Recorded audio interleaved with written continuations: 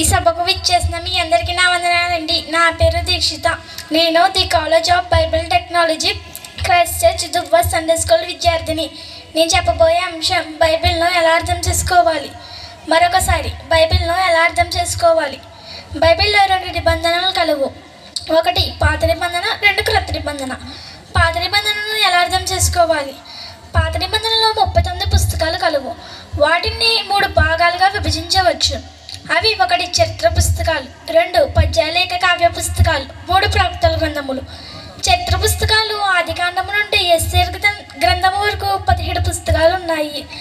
కావ్య పుస్తకాలు యోబు గ్రంథము నుండి పరమగీతముల వరకు 5 పుస్తకాలు ఉన్నాయి. ప్రవక్తల గ్రంథములు యెషయా గ్రంథము నుండి మలాకి గ్రంథము వరకు 17 పుస్తకాలు ఉన్నాయి. ఈ పుస్తకాలన్నీ వరుస క్రమంలో కూర్చి వ్రాయబడలేదు. వాటిని ఇలా విభజించి చదివితేనే మనకు అర్థమవుతుంది. ఇప్పుడు ఒక్కొక్కటిగా పరిశీలిద్దాం. చరిత్ర పుస్తకాలు. ఈ 17 చరిత్ర పుస్తకాలలో ప్రధానమైనవి 11. మిగిలిన 6 పుస్తకాలు 11 పుస్తకాలలో భాగాలు. అవి 1 ఆదికాండము, 2 నిర్గమకాండము, 3 సంఖ్యాకాండము, 4 యెహోషువ, 5 న్యాయాధిపతులు, 6 మొదటి సమూయేలు, 7 రెండవ సమూయేలు, 8 మొదటి రాజులు, 9 రెండవ రాజులు, 10 ఎజ్రా, 11 నెహెమ్యా. ఈ 11 పుస్తకాలు ప్రధానమైన పుస్తకాలు. మిగిలిన 6 పుస్తకాలు 11 పుస్తకాలలో భాగాలే. అవి లేవియాకాండం, ద్వితీయోపదేశకాండం. ఈ 2 కాండాలు నిర్గమకాండం, సంఖ్యాకాండంలోని భాగాలు. ఇక రూతు గ్రంథం న్యాయాధిపతుల గ్రంథంలోని భాగం. మొదటి దినవృత్తాంతముల గ్రంథం 2వ సమూయేలు గ్రంథంలోని భాగం. 2వ దినవృత్తాంతముల గ్రంథం మొదటి రాజులు, 2వ రాజుల గ్రంథంలోని భాగం. అలాగే ఎస్తేరు గ్రంథం, ఎజ్రా 6-7 అధ్యాయాల మధ్య చరిత్ర. ఇప్పుడు 2వ భాగం, పద్య గ్రంథాల విభజన. ఇవి 5 పుస్తకాలు. 1 యోబు గ్రంథం. ఇది ఆదికాండము నుండి చరిత్ర కాలానికి చెందినది. 2 కీర్తనల గ్రంథం. దీనిని ఎక్కువగా దావీదు గారు రాశారు. ఇది 2వ సమూయేలు గ్రంథకాలంలోనే రాయబడినది. 3 సామెతలు, 4 ప్రసంగి, 5 పరమగీతములు. ఈ 3 పుస్తకాలను సొలొమోను గారు రాశారు. ఇది మొదటి రాజుల గ్రంథకాలంలోనే రాయబడినది. ఇక పాత నిబంధనలోని చివరి విభజన, ప్రవక్తల గ్రంథాల విభజన. ఈ ప్రవక్తల గ్రంథాలలో చరిత్రతో పాటు భవిష్యత్తు కూడా రాయబడినది. ఇవి 17 పుస్తకాలు. వీటిలో 12 పుస్తకాలు యూదుల కొరకు రాయబడినవి, 2 పుస్తకాలు ఇశ్రాయేలీయుల కొరకు రాయబడినవి, మిగిలిన 3 పుస్తకాలు అన్యుల కొరకు రాయబడినవి. మొదటిగా యూదుల కొరకు రాయబడిన పుస్తకములు 12. వాటిలో బబులోను చెరకు ముందు రాయబడినవి 7.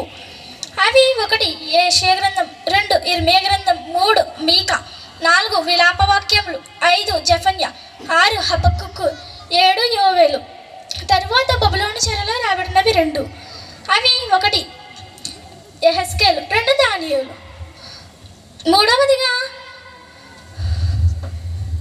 మూడవదిగా బబులోను చెర తరువాత మిగిలిన 3 పుస్తకములు రాబడినవి. అవి 1 ఓబద్యా, ఇది ఏదోమీయుల కొరకు రాబడినది. 2 యోనా, ఇది నినేవే పట్టణస్థుల కొరకు రాబడినది. 3 నహూము, ఇది అష్షూరీయులైన నినేవే వారి కొరకు రాబడినది. ఇలా పాత నిబంధనను విభజించి చదివితే మనకు అర్థమవుతుంది. ఇప్పుడు క్రొత్త నిబంధనను ఎలా అర్థం చేసుకోవాలో చూద్దాం. క్రొత్త నిబంధనలో 27 పుస్తకాలు కలవు. వాటిని 4 భాగాలుగా విభజించవచ్చు. అవి 1 చరిత్ర పుస్తకాలు, 2 పౌలు గారు రాసిన పత్రికలు, 3 ఇతరులు రాసిన పత్రికలు, 4 ప్రవచన గ్రంథం. చరిత్ర పుస్తకాలు మత్తయి సువార్త నుండి అపోస్తల కార్యముల వరకు 5 పుస్తకాలు ఉన్నాయి. పౌలు గారు రాసిన పత్రికలు రోమియోలకు రాసిన పత్రిక నుండి హెబ్రీయులకు రాసిన పత్రిక వరకు 14 పత్రికలు ఉన్నాయి. ఇతరులు రాసిన పత్రికలు యాకోబు రాసిన పత్రిక నుండి యూదా రాసిన పత్రిక వరకు 7 పత్రికలు ఉన్నాయి. ఇక చివరిగా ప్రకటన గ్రంథాన్ని ప్రవచన గ్రంథం అని అనవచ్చు. మొదటిగా చరిత్ర పుస్తకాలను చూద్దాం. మత్తయి సువార్త, మార్కు సువార్త, యోహాను సువార్త. ఈ 4 పుస్తకాలలో యేసుక్రీస్తు ప్రభు యొక్క చరిత్ర కనిపిస్తుంది. ఇక అపోస్తల కార్యములలో సంఘ చరిత్ర కనిపిస్తుంది. పౌలు గారు రాసిన పత్రికలను చూద్దాం. పౌలు గారు రాసిన పత్రికలలో కొన్ని పత్రికలు సంఘాలకు రాసినవి, మరికొన్ని పత్రికలు వ్యక్తులకు రాసినవి. రోమీయులకు రాసిన పత్రిక, కొరింథీయులకు రాసిన మొదటి పత్రిక, కొరింథీయులకు రాసిన 2వ పత్రిక, గలతీయులకు రాసిన పత్రిక, ఎఫెసీయులకు రాసిన పత్రిక, ఫిలిప్పీయులకు రాసిన పత్రిక, కొలస్సీయులకు రాసిన పత్రిక, దశలోనికాయులకు రాసిన మొదటి పత్రిక, దశలోనికాయులకు రాసిన 2వ పత్రిక. ఈ 9 పత్రికలు సంఘాలకు రాసిన పత్రికలు. తిమోతికి రాసిన మొదటి పత్రిక, తిమోతికి రాసిన 2వ పత్రిక, తీతుకు, ఫిలోమోనుకు, హెబ్రీయులకు రాసిన పత్రిక. ఈ 5 పత్రికలు వ్యక్తులకు రాసిన పత్రికలు. ఇప్పుడు ఇతరుల రాతపత్రికలను చూద్దాం. యాకోబు రాతపత్రిక నుండి యూదా రాతపత్రిక వరకు 7 పత్రికలు ఉన్నాయి. యాకోబు రాతపత్రిక, పేతురు రాత మొదటి పత్రిక, పేతురు రాత రెండవ పత్రిక, యోహాను రాత మొదటి పత్రిక, యోహాను రాత రెండవ పత్రిక, యోహాను రాత మూడవ పత్రిక. యూదా పత్రికలలో జాగ్రత్తలు కనిపిస్తాయి. ఇక చివరిగా ప్రవచన గ్రంథం.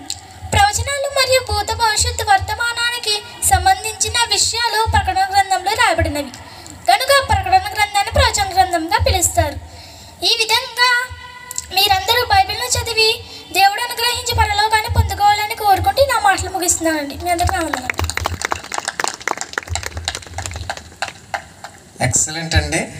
నిజంగా మరి బైబిల్లో మనకు 66 పుస్తకాల పేర్లు అడిగితేనే తెలియదు, వెతుక్కుంటాం ఏమండి. అలాంటిది బైబిల్లోని 66 పుస్తకాల పేర్లతో పాటుగా వాటిని ఎలా చదవాలో, ఏది దేని గురించి సూచిస్తుందో తెలియచేస్తూ మరి ఆ చిన్ని కుమార్తె తన జ్ఞానాన్ని దేవుడు ఎంత జ్ఞానాన్ని ఇచ్చాడో, మరి ఇంకా కూడా దేవునికి ఇష్టమైన ప్రియమైన కుమార్తె దేవుని జ్ఞానంలో వాడబడాలి, వర్ధిల్లింపబడాలి, దేవుని జ్ఞానంలో ఎదగాలని మనస్ఫూర్తిగా కోరుకుంటూ మరి ఈ సమయంలో చిన్న కుమారుడు మన మధ్య ఉన్నాడు, దైవ స్వరూప్.